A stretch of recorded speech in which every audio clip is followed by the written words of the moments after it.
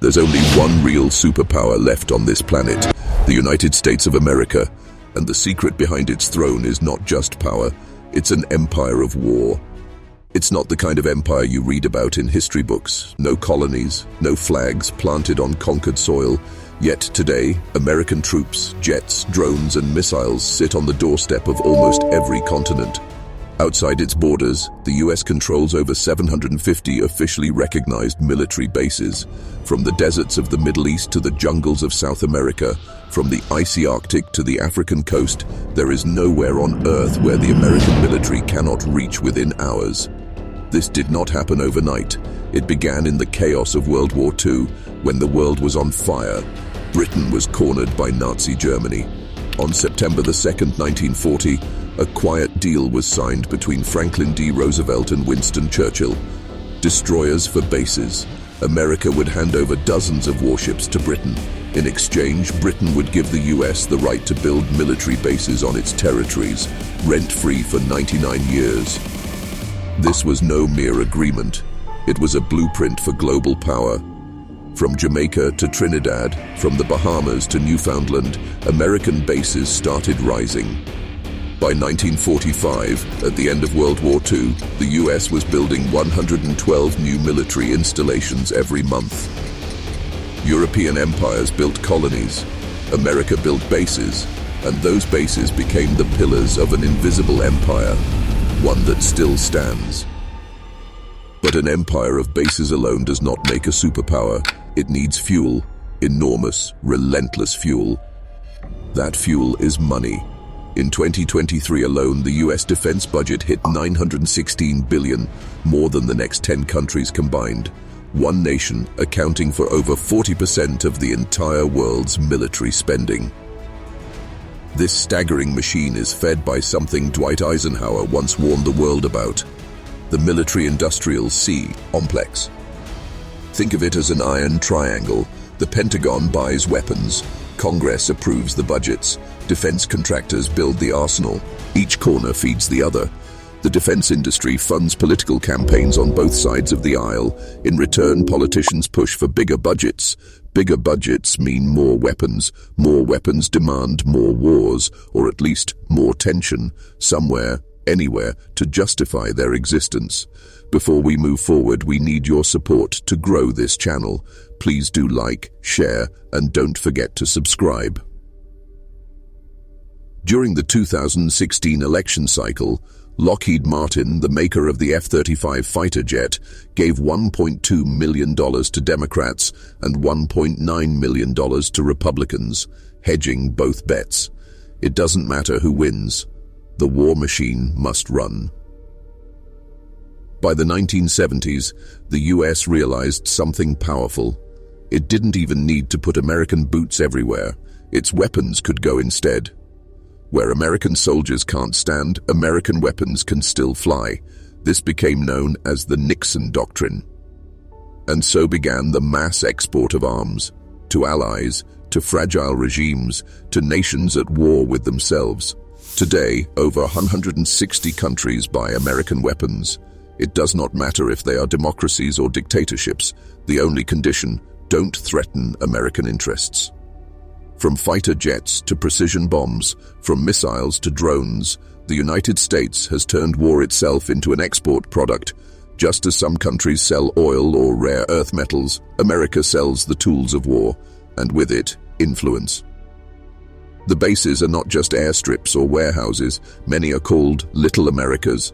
Complete towns with schools, suburbs, and fast food chains that look exactly like the homeland. Children of US soldiers play baseball thousands of miles from home. Even in places like Germany and Japan, wealthy, stable nations, more than 100 US bases still operate. This constant forward presence means America does not just project power, it lives inside other nations. It shapes their security policies, their treaties, their routes, even their domestic politics. The result? No other country, not China, not Russia, not any rising power, can match this reach without a catastrophe on the scale of World War III. Building a navy or an army is one thing. Building a global network of permissions, treaties, logistics, and soft power is another. It took the US 80 years to construct. It cannot be replicated quickly, if ever. But there's a darker side to this dominance. Maintaining such a war machine costs not just money, but lives. It means entanglements from Vietnam to Afghanistan, where wars dragged on for decades. It means turning every conflict into a business opportunity. Since 9/11, the US has spent over $6 trillion on wars abroad, a sum that could have eradicated homelessness or rebuilt every major US city twice. Yet the machine rolls on because it creates jobs, millions of them. Every fighter jet built, every missile produced, every base supplied keeps American factories running and congressional districts happy. This is why when crises erupt, Ukraine, the South China Sea, the Middle East, America does not simply rush to stop them. It arms its partners, sells them defense systems, and reinforces its bases. Each conflict is a new market. Each market is a new stream of profit. It's a self-perpetuating cycle. More tension, more weapons, more influence, more bases, more tension. Other nations have tried. The Soviet Union during the Cold War, China now with its Belt and Road Initiative and expanding navy. But money alone is not enough. The US dollar still dominates global trade, letting Washington fund its military cheaply. Its alliances, NATO, bilateral defense treaties, intelligence networks, were built over generations. Its corporate giants in the defense sector dwarf those of any other country. Most importantly, America's war machine is institutionalized. It does not depend on one leader or one party. It's a system, self-funding, self-reinforcing, deeply woven into the US economy. No rising power has both the time and the global goodwill to duplicate it. Becoming a superpower is not about GDP or population alone. It's about controlling the flow of force. Who can project it, who can stop it, and who profits from it. On that front, the US remains unmatched. Yet even the mightiest throne has a cost. Inside America, debates rage about endless wars, ballooning defense budgets, and veterans left behind. Outside, allies question Washington's motives. Enemies exploit the resentment. But the machine keeps running. Because the jobs, the contracts, the bases, the weapons, they are not just policy. They are America's largest industry. And so the paradox stands.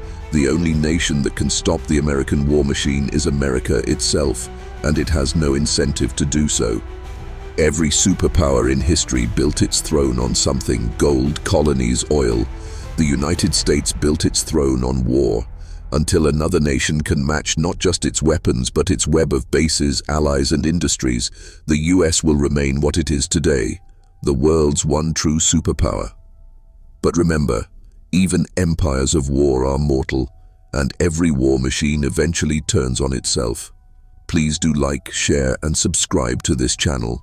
We value your support. Thanks for watching.